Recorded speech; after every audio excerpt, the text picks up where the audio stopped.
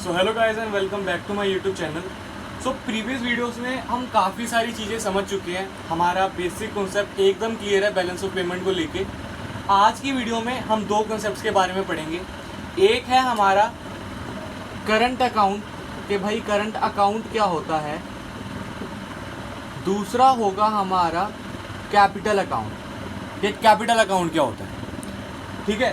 सो ये दोनों कॉन्सेप्ट्स बहुत ही ज़्यादा ईजी हैं, एक ही बारी में आपको समझ आ जाएंगे, इसमें इतनी एक्सप्लेनेशन है ही नहीं। सबसे पहले स्टार्ट करते हैं कि करंट अकाउंट होता क्या है। ठीक है। करंट अकाउंट कोई भी ऐसा अकाउंट है जिसमें बेसिकली ये तीन चीज़ें रिकॉर्ड होती हैं। सबसे पहली चीज़ जो रिकॉर्ड होती है वो होती है जी जो हमें गुड्स नज़र आते हैं, हम उन चीज़ों को लिखते हैं, यानी कि विजिबल गुड्स। जो चीज़ें हमें नज़र आती हैं ना, हम वो चीज़ें लिखते हैं। सेकेंड पॉइंट में हम वो चीज़ें लिखते हैं जो हमें जैसे सर्विसेज वगैरह होगी, जो सर्विसेज होगी उन चीज़ों को रिकॉर्ड करते हैं। एंड तीसरा पॉइंट आता है यूनिलेटरल ट्रांसफर्स। ठीक है।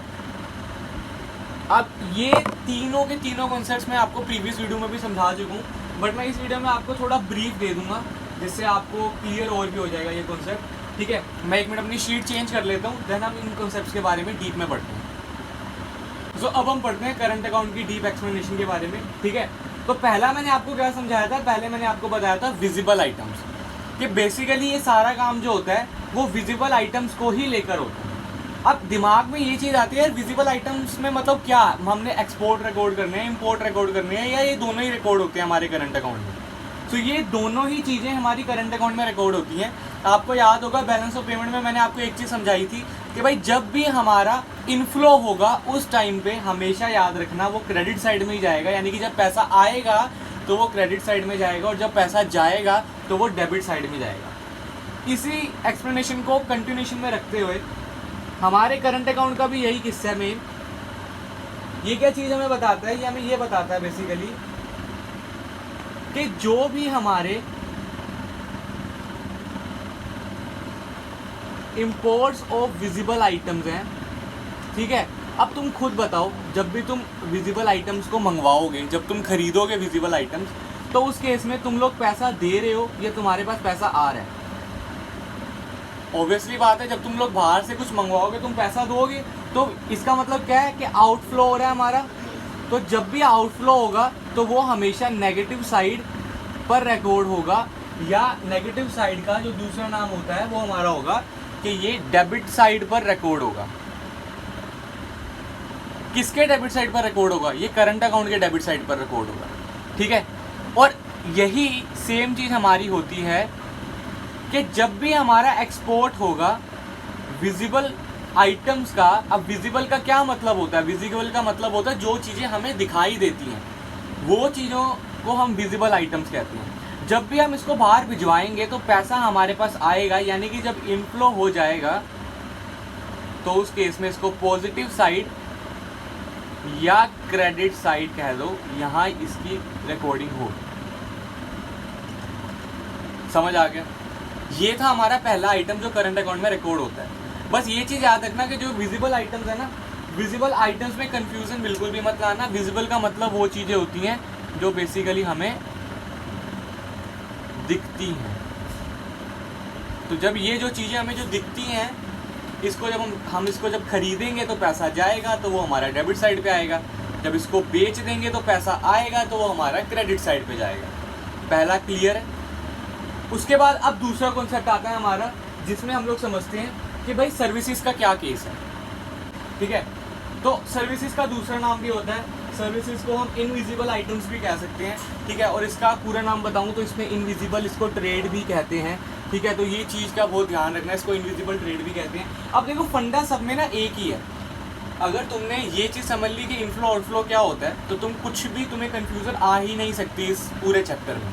ठीक है। फंडा इसमें भी वही है कि भाई जब तुम सर्विसेज ले लोगे, तो जब तुम सर्विसेज ले रहे हो तो पैसे दोगे ना। जब तुम्हारा आउटफ्लो ऑफ मनी होगा तो वो जाएगा हमारा कहाँ पे? डेबिट साइड पे। और यही जब तुम सर्विसेज दे रहे हो तो पैसा आएगा, इनफ्लो ऑफ मनी हो रहा है तो वो जाएगा हमारा क्रेडिट साइड पे। ठीक है। अब दिमाग में ना कन्फ्यूजन आती है, सर्विसेज तो काफ़ी सारी तरीकों की होती है। तो क्या सारी लिखनी है क्या? देखो तुम्हारी बुक में ना मेन कैटेगराइजेशन में इन्होंने 3 तरीके की सर्विसेज के बारे में बताया हुआ है। नंबर 1 सर्विस जिसके बारे में बताया हुआ है वो इन्होंने बोला शिपिंग, दूसरा इन्होंने बताया हुआ है बैंकिंग, तीसरा इन्होंने बताया हुआ है इंश्योरेंस। ये 3 सर्विसेज हैं जिनके बारे में इन्होंने मतलब सब कुछ बताया हुआ है कि क्या क्या चीज़ें हम कैसे कैसे कर सकते हैं। ठीक है, अच्छा जी, अब ये 3 सर्विसेज तुम्हें पता लग गई। अब याद रखना जब भी इन 3 सर्विसेज को या तो लेंगे या देंगे, ठीक है, जब भी तुम लोगे ना ये सर्विसेज, यानी कि जब तुम कंज्यूम करोगे तो उस केस में तुम्हें पैसा देना पड़ेगा। तो जब आउटफ्लो होगा हमारा, तो याद रखना आउटफ्लो हमारा जाएगा कहाँ पे? आउटफ्लो हमारा जाएगा डेबिट साइड पे। एंड सिमिलरली जब पैसा आएगा तो वो जाएगा हमारा क्रेडिट साइड पे। मतलब इजी सा ही मतलब है कि जब भी तुम सर्विसेज लोगे, तो जब तुम सर्विसेज लेते हो तो तुम्हें पैसा देना पड़ेगा। तो यानी कि वो क्या हो रहा है? हमारा आउटफ्लो हो रहा है। तो जब आउटफ्लो होगा तो भाई डेबिट साइड पे रिकॉर्ड कर दो। किसकी डेबिट साइड? करंट अकाउंट की डेबिट साइड पे। और सिमिलरली जब भी तुम सर्विसेज देते हो तो पैसा आएगा, जब पैसा आएगा तो उसको क्रेडिट साइड पे रिकॉर्ड कर दो। किसकी क्रेडिट साइड पे रिकॉर्ड कर दो? सिंपल सा पॉइंट है, करंट अकाउंट की क्रेडिट साइड पे रिकॉर्ड कर दो। अब बस लास्ट रह गया हमारा जो हमने अभी देखा था, यूनिलेटरल ट्रांसफर। यूनिलेटरल ट्रांसफर पढ़ना है, बस ये सारा खत्म हो जाएगा। करंट अकाउंट में क्या रिकॉर्ड होता है, फिर तो छोटी छोटी टर्म्स हैं, current account deficit, current account surplus, हमने बस वही समझना है। देन कैपिटल अकाउंट पे कंटिन्यूएशन करेंगे। एंड इस वीडियो में हम करंट और कैपिटल अकाउंट निपटा देते हैं, अगली वीडियो में ऑटोनोमस और एकोमोडेटिंग आइटम्स कर लेंगे। ठीक है, क्योंकि भागना नहीं है, अगर भागोगे तो मैं जल्दी जल्दी पढ़ाऊंगा, तुम्हें भी कुछ समझ नहीं आने वाला। मैं शीट चेंज कर लेता हूँ, फिर हम थर्ड कंपोनेंट भी पढ़ लेते हैं। कॉन्सेप्ट आ गया हमारा यूनिलेटरल ट्रांसफर्स का। अब ये चीज़ समझो कि बेसिकली क्या सीन क्या है यूनिलेटरल ट्रांसफर्स का।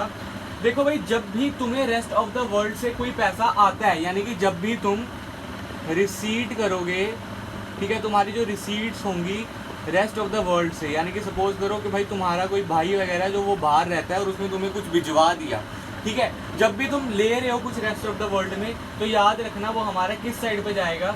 वो हमारा क्रेडिट साइड पे जाएगा। अब फिर वही फंडा आ गया कि भाई इनफ्लो हो रहा है तो क्रेडिट साइड पे जाएगा। जब भी तुम किसी को बाहर दे रहे हो, ठीक है, तो वो एक तरीके की पेमेंट है। पेमेंट का मतलब होता है जी आउटफ्लो। ठीक है, पेमेंट दे रहे हो, किसको दे रहे हो जी? रेस्ट ऑफ द वर्ल्ड को दे रहे हो। आउटफ्लो है तो ये जाएगा हमारा किस साइड पे? ये जाएगा हमारा डेबिट साइड पे। अब कॉन्सेप्ट्स क्लियर है? एक बार आप देख लो। अगर नहीं क्लियर, एक बार दोबारा वीडियो पे पीछे जाओ, बैक करो वीडियो को और उसके बाद दोबारा समझो, क्योंकि अभी समझ लोगे ना, लर्न कर लो साथ साथ, वीडियो के साथ साथ लर्न कर लोगे तो हमारा एक चैप्टर निपट जाएगा। ठीक है, तो अभी देखो ये कॉन्सेप्ट तो हमारा क्लियर हो चुका है। छोटी छोटी 2-3 टर्म्स रह गई हैं करंट अकाउंट की, वो पढ़नी है बस, फिर हम कैपिटल अकाउंट पे चलते हैं। अब देखो वो जो छोटी छोटी टर्म्स थी वो मैं बता देता हूँ। सबसे पहला पॉइंट भाई, तुम्हें जो स्कूल वाले फंसा सकते हैं ना, वो ये बोलेंगे कि भाई हमें ये बताओ कि भाई करंट अकाउंट सरप्लस क्या होता है। अब ये जो वर्ड है करंट अकाउंट सरप्लस, ये कोई इतना मुश्किल नहीं है, तुमने बीओपी में भी पढ़ा हुआ है कि वो सरप्लस क्या, जब वो सरप्लस होता है तो बीओपी में क्या था, जो हमने एक्सप्लेनेशन पढ़ी थी उसमें हमने ये पढ़ा था कि भाई जब भी हमारी क्रेडिट साइड ज़्यादा होगी डेबिट साइड तो इसका मतलब ये है कि भाई वो हमारा सिंपली सरप्लस का केस है, मतलब पैसा हमारे पास ज़्यादा आ रहा है। सरप्लस एक तरीके का समझ लो प्रॉफिट समझ लो। तो जब पैसा ज़्यादा आ रहा है, खर्चा कम है, हम बचाएंगे ज़्यादा, तो सरप्लस होगा जी हमें। ठीक है, तो इसमें भी यही है, जब क्रेडिट साइड, जो हमारी क्रेडिट साइड है वो ज़्यादा है देन डेबिट साइड, तो वो करंट अकाउंट सरप्लस उसको बोलेंगे। अगर मैं बात करूँ डेफिसिट की, ठीक है, सेकंड पॉइंट आ गया करंट अकाउंट डेफिसिट। तो डेफिसिट में सिंपल है भाई कि डेबिट साइड जो है वो ज़्यादा है, किससे ज़्यादा है? क्रेडिट साइड से, तो वो हमारा कहलाएगा करंट अकाउंट डेफिसिट। ठीक है, तुम्हें ये पता लग गया डेबिट साइड पे क्या रिकॉर्ड होता है, क्रेडिट साइड पे क्या रिकॉर्ड होता है, तो तुम्हें मुश्किल बिल्कुल भी नहीं होगी। अब चलते हैं कैपिटल अकाउंट की एक्सप्लेनेशन के ऊपर कि भाई कैपिटल अकाउंट किस कॉन्सेप्ट में आएगा, क्या इस कॉन्सेप्ट में। बेसिकली बहुत ईजी सा कॉन्सेप्ट है ये भी, ठीक है, जैसे तुम्हें अभी ये ईजी कॉन्सेप्ट था, वो भी बहुत आसान कॉन्सेप्ट है। तो अब नेक्स्ट स्लाइड पे चलते हैं। अब देखो भी कि भाई हमारा ये कॉन्सेप्ट क्या होता है, कैपिटल अकाउंट बेसिकली क्या होता है, तो समझ लो। कैपिटल अकाउंट में सारी ट्रांजैक्शंस आती हैं, बड़े ध्यान से सुनना ये बात, सारी ट्रांजैक्शंस आती हैं किस किस में होगी भाई? वो हमारे रेजिडेंट में होंगी and rest of the world में होगा।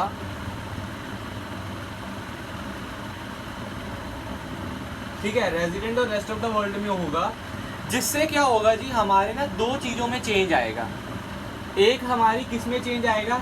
एक तो हमारा आएगा एसेट्स में चेंज, एक हमारा आएगा लायबिलिटीज़ में चेंज। फंडा सारा वही है, पैसा आएगा तो करंट अकाउंट की, जैसे कि किसी भी, अब ये कैपिटल अकाउंट है तो कैपिटल अकाउंट की क्रेडिट साइड पे भेज दो क्योंकि इनफ्लो हो रहा है। जब भी पैसा जाएगा मीन्स आउटफ्लो हो रहा है, इसको सिंपली तुम कहाँ भेज दो, डेबिट साइड पे भेज दो, ठीक है। फंडा वही रहने वाला है, बस नाम बदल गए हैं और कुछ भी नहीं है। तो अब हम इसके कंपोनेंट्स के बारे में पढ़ते हैं, देन हमारी ये वीडियो खत्म हो जाएगी। नेक्स्ट वीडियो में हम एकोमोडेटिंग और ऑटोनोमस ट्रांजैक्शंस पढ़ेंगे, ठीक है। मैं स्लाइड चेंज कर देता हूँ। अब देखो भाई, जो पहला कंपोनेंट हमारा होता है ना, पहले कंपोनेंट का नाम है borrowing and lending to and from abroad. यानी कि भाई जब भी तुम बोरो करते हो, अब इस पॉइंट का नाम है borrowing and lending to and from abroad. अब तुम खुद दिमाग लगाना और खुद ही मेरे को आंसर बताना। जब भी तुम पैसा ले रहे हो किसी से, यानी कि जब तुम बोरिंग कर रहे हो किससे, from rest of the world, ठीक है, बोरिंग हो रही है तुम्हारी from rest of the world, तो उसमें तुम्हारा इनफ्लो हो रहा है, आउटफ्लो हो रहा है। भाई सीधी सी बात है, जब बोरिंग हो रही है तुम्हारी रेस्ट ऑफ द वर्ल्ड से, तो वो तो भाई हमारा इनफ्लो ही तो हो रहा है ना, हमारे पास पैसा आ रहा है। तो भाई सिंपल, कैपिटल अकाउंट की क्रेडिट साइड पे इसको रिकॉर्ड कर लो। है मुश्किल कुछ, वही पिछले कॉन्सेप्ट है। जब तुम किसी को पैसा उधार पे दे रहे हो तो तुम्हारे से तो पैसा जा रहा है ना, भले ही तुम्हें बाद में मिल जाएगा बट अभी तो जा रहा है ना। तो भाई सिंपल है, क्या हो रहा है, आउटफ्लो हो रहा है। तो आउटफ्लो को कहाँ रिकॉर्ड कर लो, आउटफ्लो को डेबिट साइड पे रिकॉर्ड कर लो। यही चीज़ें हैं बस। अब दिमाग में एक चीज़ आती है कि भाई बोरिंग वगैरह करे तो करे किससे, ठीक है, मतलब किससे हम बोरो कर सकते हैं, ठीक है, और किसको हम दे सकते हैं उधार। तो भाई जब भी तुम किसी से बोरिंग करते हो ना, तो उसमें 3-4 लोग ही आते हैं बेसिकली। या तो वो कोई प्राइवेट सेक्टर होगा, अब तुम ये ना लिख सकते हो अपने आंसर में ये पॉइंट कि हम किस किस से बोरिंग कर सकते हैं। या तो वो प्राइवेट सेक्टर होगा, ठीक है, एक पॉइंट आता है हमारा प्राइवेट सेक्टर का, और दूसरा पॉइंट आता है हमारा गवर्नमेंट का। ये दो बंदे हैं जिससे तुम बोरिंग कर सकते हो। एक्सेट्रा लगा देना, होने को तो बहुत ही बंदे होते हैं, वर्ल्ड बैंक भी हो सकता है, कोई भी हो सकता है, पर ये 2 पॉइंट तो ज़रूर लिख के आना ना, इन 2 बंदों का नाम तो लिखना ही लिखना है, ठीक है। अब आता है कि किस किस को तुम उधार में पैसा दे सकते हो, तो भाई यही लिख देते हैं ना, क्यों इतनी कन्फ्यूज़न में फंसना। जब हम इनसे पैसा ले सकते हो तो उनको दे भी तो सकते हैं। तो पॉइंट में लिख देना भाई प्राइवेट सेक्टर और हमारा गवर्नमेंट, ये बंदे हैं जी जिसको हम पैसा दे भी सकते हैं। पहला कंपोनेंट खत्म भी हो गया बिना किसी मुश्किल के। अब चलते हैं दूसरे कंपोनेंट पे। तो आता है point investment to and from abroad, ये दूसरा पॉइंट है, ठीक है। अब इसमें समझो, जब भी तुम्हारी कंट्री में कोई बंदा इन्वेस्टमेंट करता है, यानी कि जब तुम्हारे पास इन्वेस्टमेंट होती है, ठीक है, यानी कि जो रेस्ट ऑफ द वर्ल्ड है ना हमारा, जब रेस्ट ऑफ द वर्ल्ड हमारी कंट्री में इन्वेस्टमेंट करेगा, खुद बताओ पैसे का इनफ्लो हो रहा है, आउटफ्लो हो रहा है। पैसा आ रहा है, ठीक है, पैसे का इनफ्लो हो रहा है, तो भाई बस आंखें बंद करके इसको क्रेडिट साइड पे रिकॉर्ड कर दो। ये क्रेडिट साइड पे आएगा, यानी कि जब बाहर के लोग हमारे यहाँ इन्वेस्टमेंट करते हैं ना, वही क्रेडिट साइड पे रिकॉर्ड होगा। सिमिलरली अगर हम लोग, ठीक है, यानी कि हम लोग, हमारी जो कंट्री है, हमारी जो इंडिया है, ठीक है, अगर ये कहीं पे बाहर इंडियन रेजिडेंट्स जो हैं, ठीक है, ये अगर बाहर कहीं इन्वेस्टमेंट करते हैं, वो चला जाएगा। ये इन्वेस्टमेंट कर रहे हैं, पैसा जा रहा है, डैट मीन्स आउटफ्लो हो रहा है, तो डेबिट साइड पर रिकॉर्ड कर दो। अब देखो, ये जो इन्वेस्टमेंट है ना, ये किसी भी चीज़ में हो सकती है, ये रियल एस्टेट में भी हो सकती है, तो ये लिख देना, ठीक है, कि भाई रियल एस्टेट में जैसे कर दिया कहीं इन्वेस्टमेंट, या शेयर्स में कर दिया किसी के। अगर बाहर के लोग हैं तो वो शेयर्स ऑफ इंडियन कंपनी में करेंगे,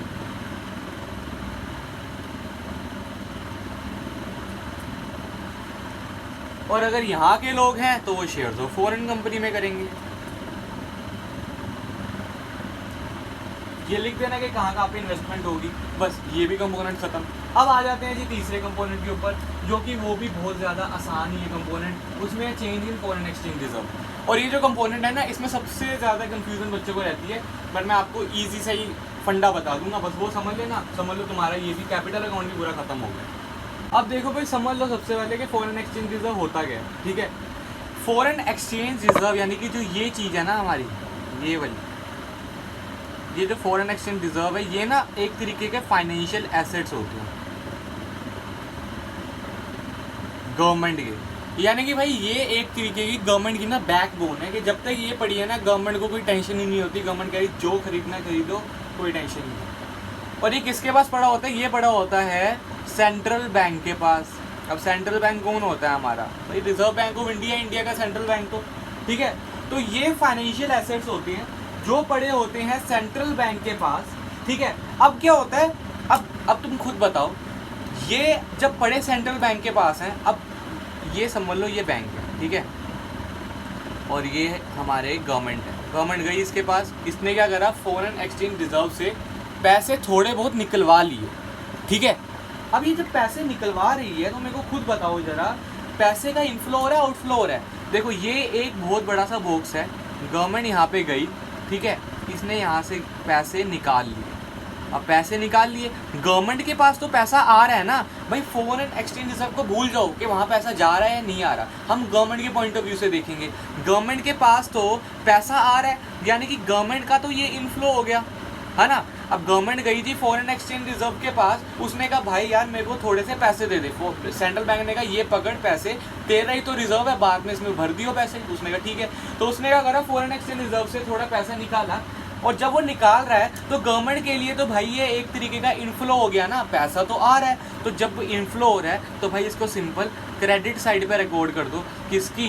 कैपिटल अकाउंट की। बहुत इजी एक्सप्लेनेशन दी है, अगर अभी भी नहीं समझ आया एक बार वीडियो को बैक करके जरूर देखो, ठीक है। मतलब क्या है, जब वो वहाँ जा रहा है, मतलब किसके पास, फॉरेन सेंट्रल बैंक के पास जा रहा है गवर्नमेंट, फॉरेन एक्सचेंज रिजर्व से जब वो पैसा निकाल रहा है, उसकी जेब में तो पैसा आ रहा है ना, ठीक है, उसके पास तो इनफ्लो ही हो रहा है, तो क्रेडिट साइड। सिमिलरली जब उसके पास बहुत पैसा हो गया गवर्नमेंट के पास, गवर्नमेंट फिर गया सेंट्रल बैंक के पास, उसने कहा भाई यार ये पैसा थोड़ा जमा कर लो। किसके पास जमा कर लो? यार ये थोड़ा ना मेरा फॉरेन एक्सचेंज रिजर्व में जमा कर लो, आगे इन फ्यूचर काम आ जाएगा।